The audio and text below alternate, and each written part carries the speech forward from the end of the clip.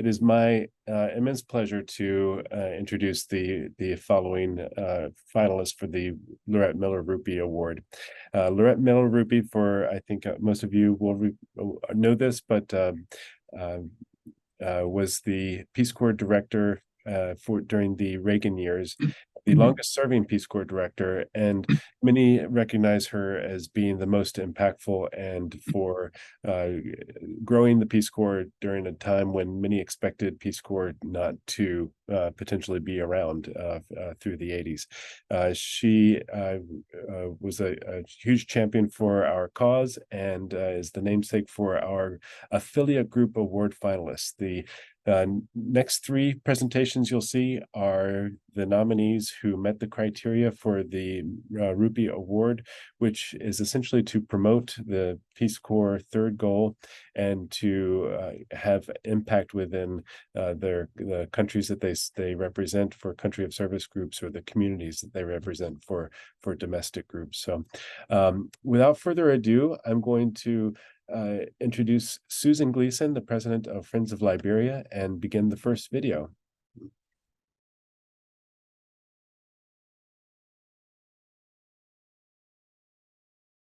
Hello, my name is Susan Gleason.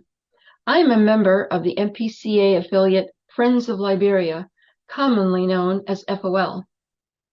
FOL members, almost 3,000 strong, live across the United States and parts of the world. We are former Peace Corps volunteers, Liberians, and those who have a strong affiliation with Liberia. I was a Peace Corps volunteer in Liberia and Tonga in the early 70s.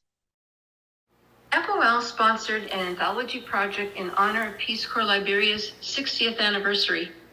I am the chief editor of the anthology, along with co-editors and former Liberian volunteers Susan Corbett and Karen Lang.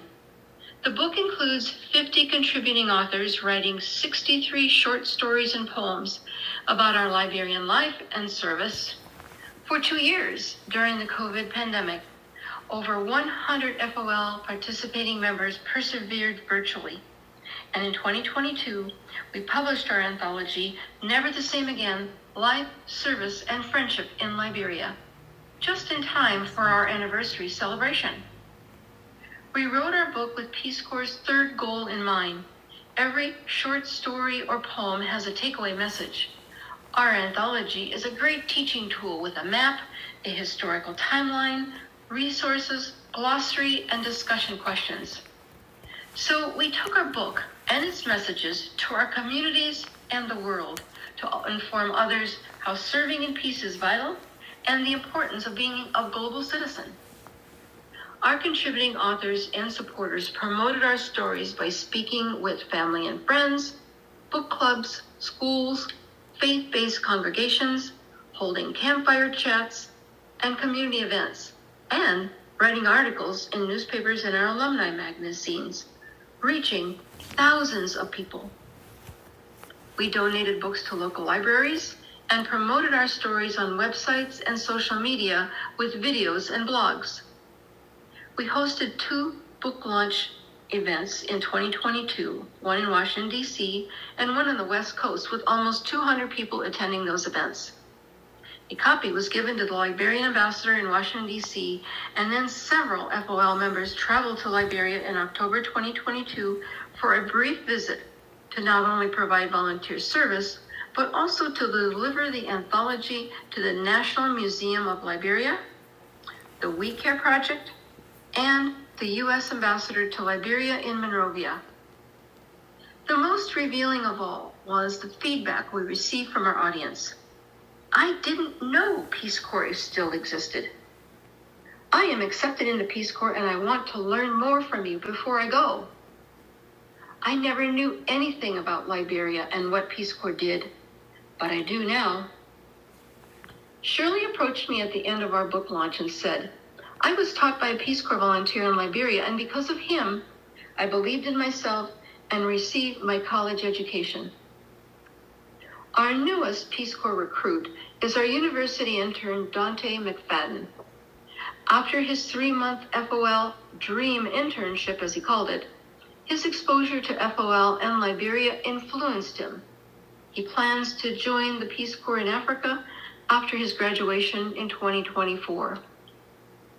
During the COVID pandemic, when there were no volunteers in a country for over 3 years, FOL's work in Liberia never stopped. All proceeds from the sale of our books benefit ongoing family literacy, health, and small grant NGO programs, all based in Liberia. At the beginning of the pandemic, FOL shipped desperately needed oxygen regulators and PPE equipment to Liberia. We partnered with Global Health Ministries for the shipment of more PPEs and additional medical supplies distributed by the FOL Liberian Health Team. We collaborated with WeCare to deliver family literacy supplies during COVID for their program to continue. One little grandpa. One little grandpa. One little grandpa.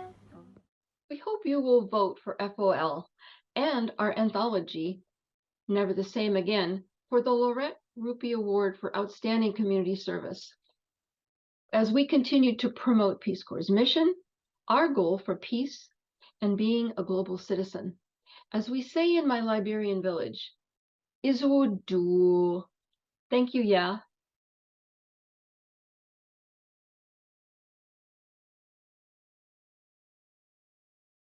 Thank you, Susan. Susan Greason is a fantastic representative of the Friends of Liberia group, and I just want to highlight the Friends of Liberia group is also one of my favorite for the fact that they have included many Liberian nationals as part of their board of directors, and is truly a binational affiliate group and a very dynamic group. So thank you to Friends of Liberia. Do stay tuned for following the three videos, three presentations for some voting instructions. So I'll present those in a moment. The next presentation is from the Museum of the Peace Corps Experience.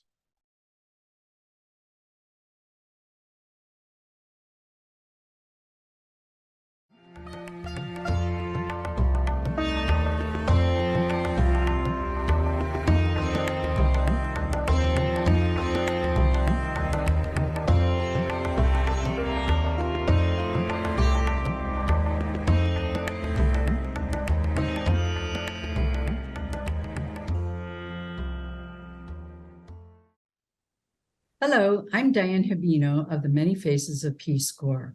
It's an initiative of the Museum of the Peace Corps Experience. A couple of years ago, President Pat Wand and others established an exhibit for the 60th anniversary of Peace Corps volunteer stories. But these stories came from almost all white Caucasian volunteers. So Many Faces of Peace Corps was established. We encourage volunteers in the wide, diverse Peace Corps community, especially those from underrepresented groups, to share their stories. We work with the Oral History Archives Project and affiliate groups of the National Peace Corps Association. We collect and exhibit stories and objects from all volunteers. Today, the Many Faces of Peace Corps continues to focus on bringing the voices of our community to share with the public. In December of last year, we held a successful forum entitled Identity, Culture, and the Peace Corps Experience. We had an RPCV author who wrote of Black volunteers working in Africa. And we had a panel of volunteers of color who explained how their own identities affected their cultural adaptation and Peace Corps service. This fall, we'll hold another forum of more recent RPCVs and host country staff who will share their Peace Corps experience. We will also reflect on the pathways we've taken post-Peace Corps in seeking allyship in today's diverse but also very polarized world. Here are some volunteers who represent the voices of our Peace Corps family. Let's actually make a campaign and go out and get their stories and find out what their experiences are like and be transparent about those experiences as well. And one day I was like, well, can we stop writing this in our papers and just call it like something like the many faces of Peace Corps? And that's how that just stuck. I was not the only African American in my group. I went over to Guinea, West Africa in 1994. There were about 55 of us total. There had to be at least 6 or 7 Black people. That was a lot of people in a group. I had a great experience. I came home and I worked for the Peace Corps, and I was able to recruit African Americans and people of color simply because I looked like them. And I had a story that they wanted to hear. You know, Black girls wanted to know, so what'd you do with your hair? And people wanted to know, so how did they treat you? How did they receive you? What was it like? And questions that they would not have necessarily asked a non-Black recruiter. Hi, Zach Klim here, Director of the Museum of the Peace Corps Experience. I'm a champion of the work of the Many Faces of Peace Corps team. Their focus on diversity and inclusion at the museum is essential. Inclusion at the museum means creating a culture of involvement and connection in which the richness of diverse ideas, perspectives, and backgrounds is valued. Thank you for your consideration of our work for the 2023 Ruppe Award. We see the award as a beautiful way to recognize the contributions of former museum president Pat Wand and so many others to uplift underrepresented and marginalized groups and celebrate the similarities and the differences of our lived experiences. If you're not already a member of the museum, please visit our website and join us. There are many ways to help preserve Peace Corps history, and we have lots of exciting announcements coming this fall.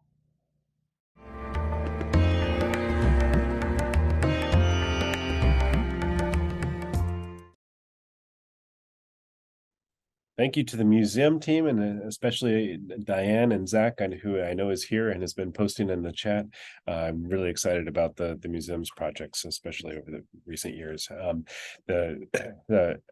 do want to give a quick in memoriam and recognize all of the work done by Pat Wand, who passed away earlier this year, and say that we in this community miss her every day. I know that she's been part of many of our lives.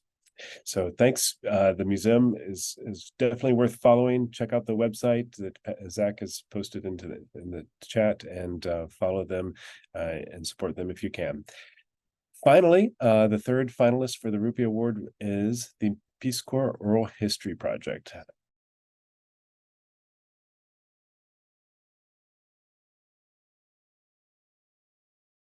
Have to thank you for doing this. This is unique. I know I probably went over time limit on some of the questions because nobody really ever asked me these for many, many years, and nobody probably will.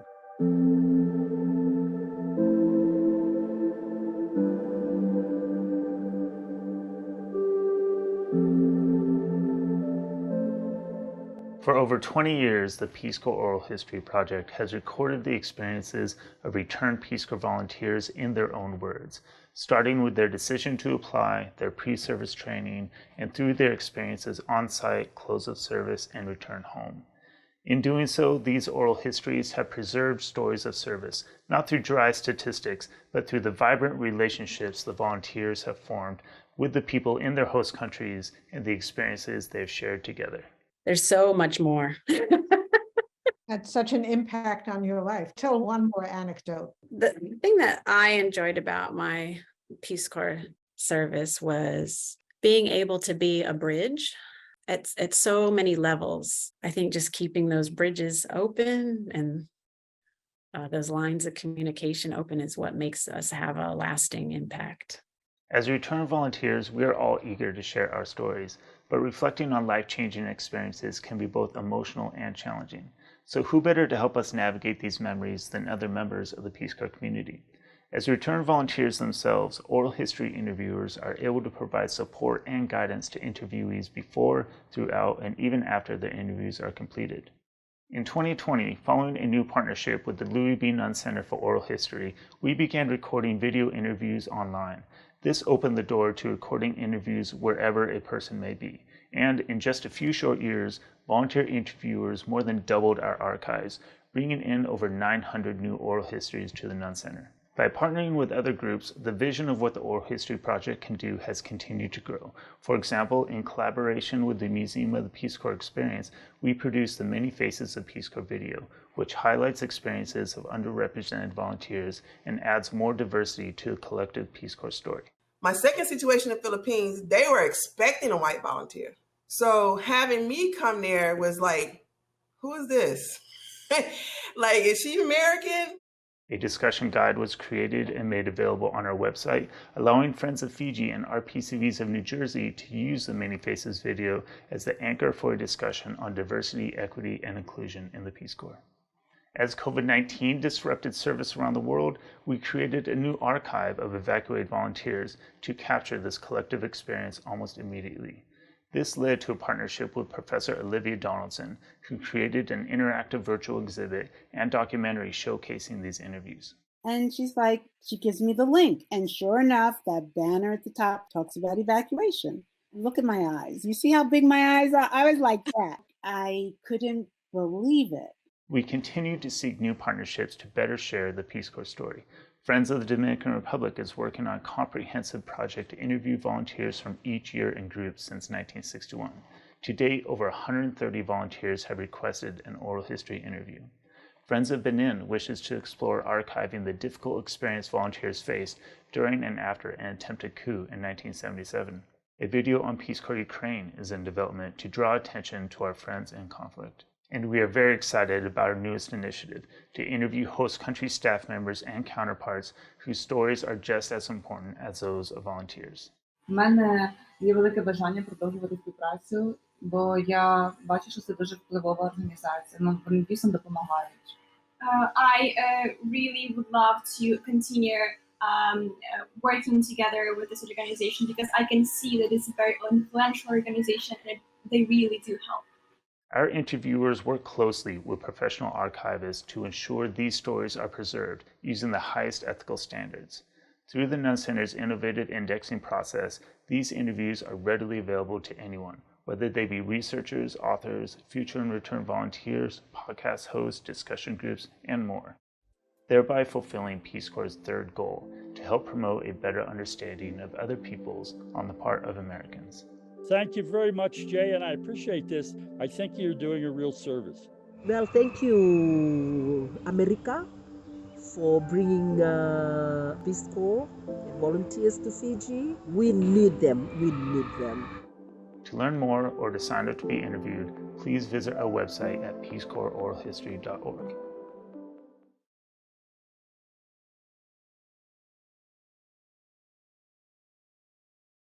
And again, many thanks to the Oral History Project. I've been so excited to follow them, and giving my interview to the Oral History interview team about 2 years ago was an absolute delight. It was, I had no idea what to expect.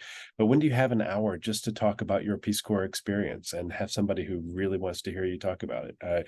It's a great organization, a great team. And as you consider these 3 nominations, I would like for you to, these finalists, I would like for you to consider the following criteria. How well did the group's activity promote the third goal? What was the impact of the activity on the community served? And how well does the activity serve as a model or inspiration for others? Please check out our website. I'll post in the chat the awards page for our website, where you can look at the full nomination packet and requirements for Ruppe Award nominees and for voting. We will begin voting today. Immediately. The link will appear in the chat for where you can vote, and voting will be open until September 22nd. We'll be sharing these videos beyond this meeting in social media and in our newsletter, so that others who are not here today will have a chance to view and vote. And we'll be announcing the winner in October at a date to be determined. The winning group will receive a modest $500 cash prize to apply where they best see fit, and much more than bragging rights. We will gladly and proudly promote the video and the work of the winning group and other finalists and all of our communications that go out to the community so that others can get involved and support the group even more. So along with awards, if you do check out our award page on our website, you'll notice that there are a couple of NPCA awards that we have not been able to give for a few years now because we've been doing these events virtually.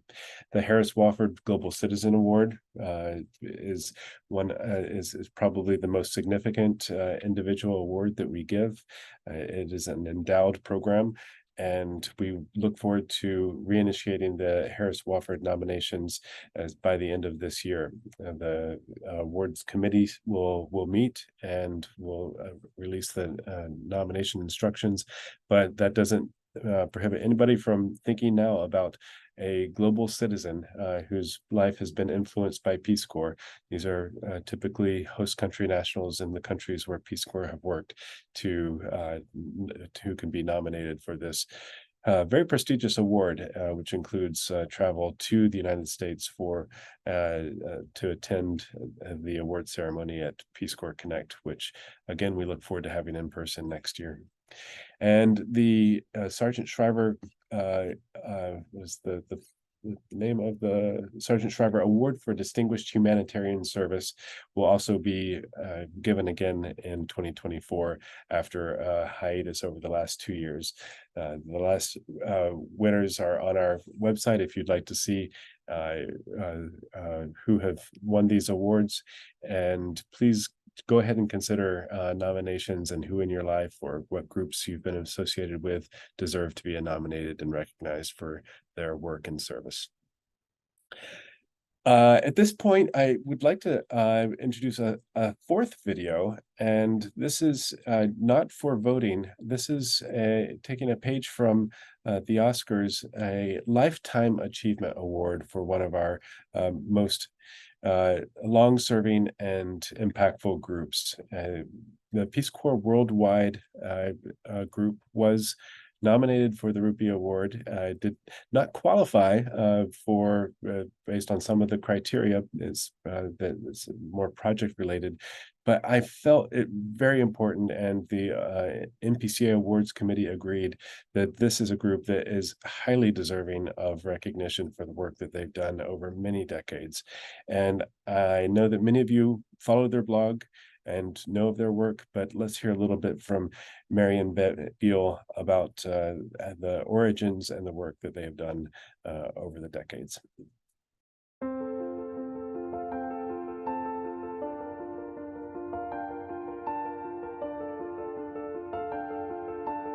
It's just for both John and myself.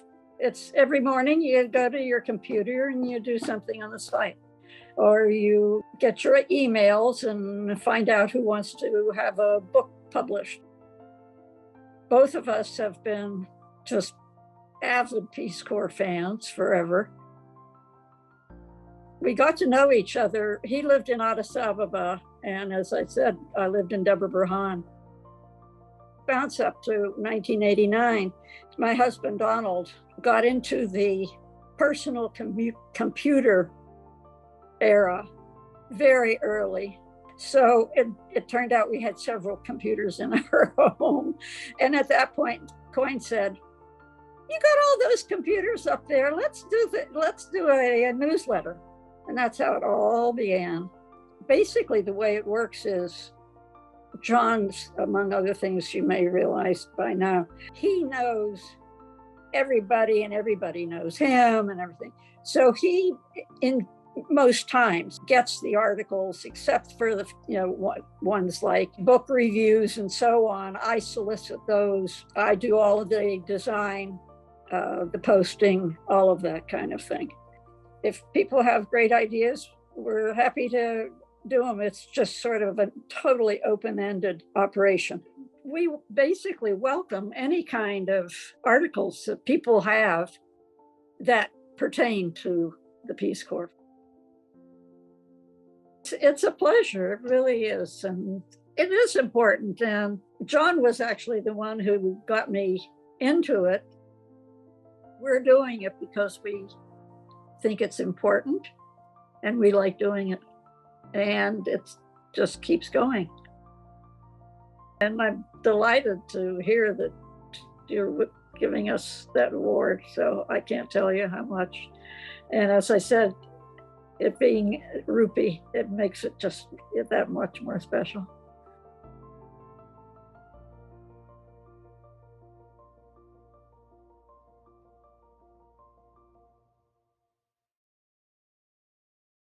MPCA prides itself on communicating Peace Corps news, events, and issues with our community, but we, as a professional team, can't hold a candle to the work that the Peace Corps Worldwide Group has done to share on a daily basis news and information that is important to the community. We're so grateful to have a group like Peace Corps Worldwide, and for the work that John, who couldn't be here today, and Marion have done over the decades.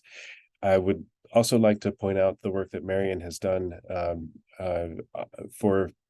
in support of Peace Corps writers. And if you know of individuals who are trying to get published or interested in becoming an author, especially around their Peace Corps experience, please check out the Peace Corps Worldwide website for more information on supporting Peace Corps writers. And thank you again, and congratulations on such a long run, and we look forward to more years, many more years of Peace Corps Worldwide news stories.